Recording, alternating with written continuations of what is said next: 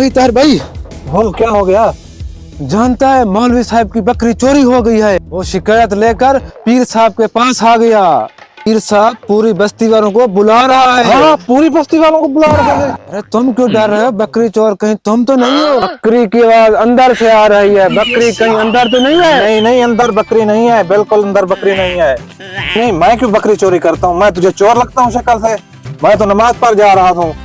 काजी साहब को बोल देना मैं आ रहा हूँ। मैं तो नमाज हकला हकला हकला हकला हकला हकला हकला। पीर सिंह बकरा चोरी हो गया, वहाँ पर बहुत हो गया। क्या हुआ करीमी?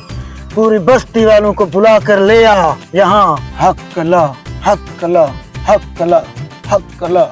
मेरे पास ये डब्बा है, मैं डब्बे से चोर को पकड़ूंगा। इसकी उसकी शक्ल इसके सामने आ जाएगी। बस्ती वालों को आने दो यहाँ, सब कुछ तुम्हारे सामने आ जाएगा। हकला हकला हकला हकला। सब बस्ती वालों को बुला कर लाया हूँ मैं। सब बस्ती वाले आ चुके हैं, सिर्फ ताहिर भाई नहीं आया। आने दो उसे भी बुला कर ले आओ। नहीं नहीं, मैं आ चुका हूँ। मैं ऐसा मंत्र पढ़ूंगा, चोर की शक्ल इस डब्बे के ऊपर आ जाएगी। मंत्र पढ़ना शुरू करता हूँ मैं अभी।